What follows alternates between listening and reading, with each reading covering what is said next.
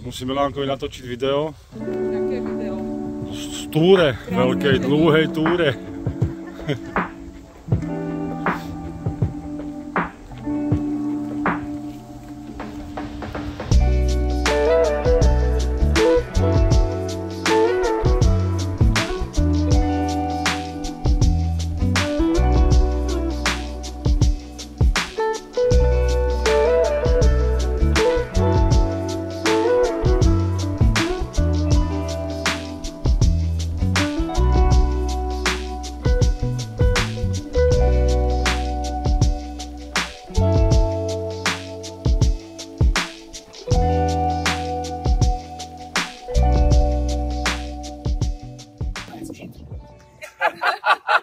Máš to.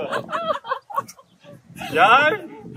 Aha, dobré. Dobré, áno. Počkej, ale aby nebol vidieť. Budem závět, to by počkaj. Áno. Počkaj. Poriadne. Momentka. Áno. Kúka. Už sú ti vidieť. No však to mi musíš tak spraviť. No, dobre, počkaj. No, Akciový pivovar na Lešice. Konečne sme tu. To sem chcú tak zvarovky, lebo ty. Rád, že do pivovaru sa nechodí z auta.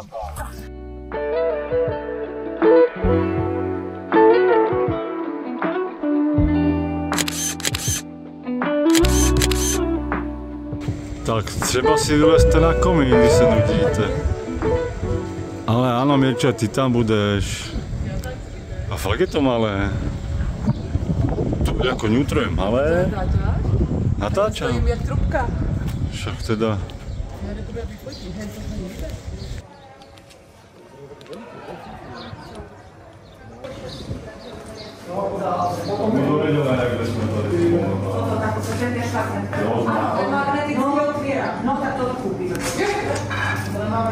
Děkýno, děkýno.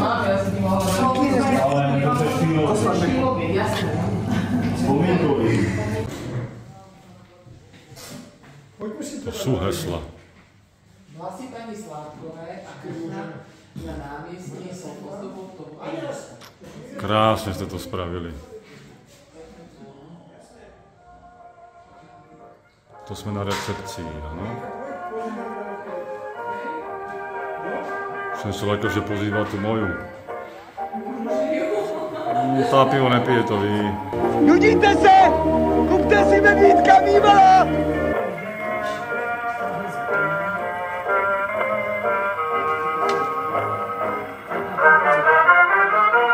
Zdraví. Na zdraví, kamarádi. Tak co je, dadula? To je tvoj víry, že? Čí to je telefon? Před vámi je barokní z roku 1729 a budova se strojovnou, kam směřuje později naše prohlídka, pamatuje první republiku. Druhý život je filmový. Jak asi všichni víte, především v tomto pivovaru natočil režisér Jiří Mencel kultovní film Postřižiny podle textu Bohumila Hrabala, oslavujícího lásku k životu a pivu. Je málo filmů, které tak výstižně popisují to lepší z české povahy. Právě začínáme. Chyba to? Dobře, ne? Málo. Tam si jdeme sednout. Hansko, tak račte nahoru. Jdeme. Začínáme.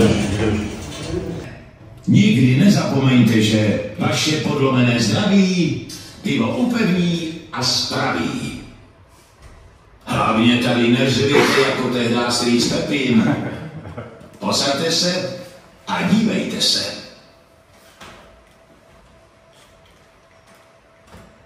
Základní složkou piva je voda, která musí být velmi měkká. Jarní dvouřadý ječmen pro výrobu sladu českého typu je pěstovaný na Hané a trojici hlavních surovin uzavírá chmel. Pro chmelení našich ležáků využíváme běžně 10 odrůd českého chmele, pěstovaného v žatecké, úštěcké a tršické chmelové oblasti.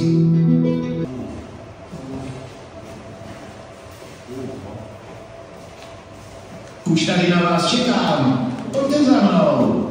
Tady jsem, tady nad dveřmi. Dole u stěny, hned pode mnou, je napájecí čerpadlo. Tak mohl parní kotel plnit svou funkci. musel být napájen tlakovým napájecím čerpadlem. Ty brďo, tady to ani nemám.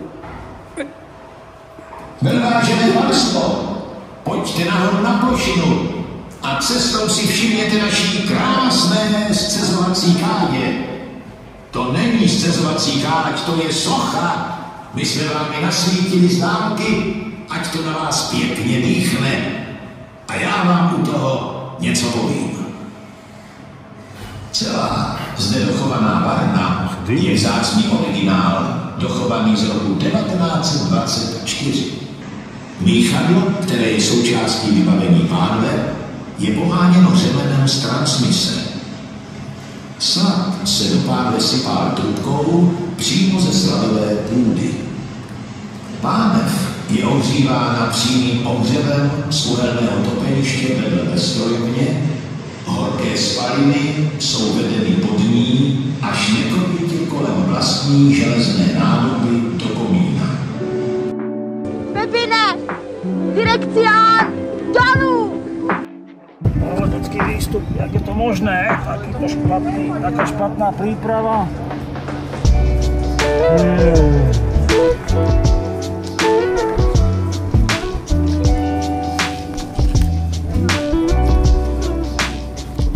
Zaduli, jak chceš to vidět?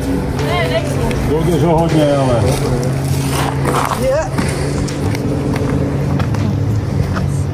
Ohovně. Búrka sa chystá. Tu ještě bys to zvládla. A je to parádnička, no. Keď sa mi otočíte, ja vám aj fotku spravím.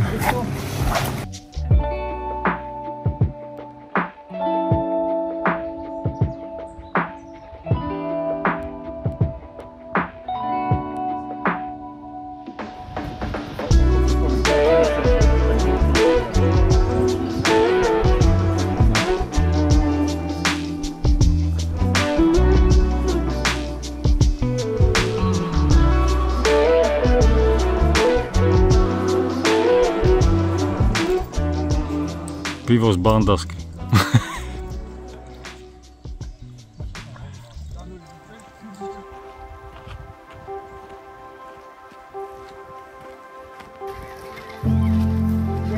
Jemně by mělo pršat, jemně. Tak iba kapka. Tak iba kapka.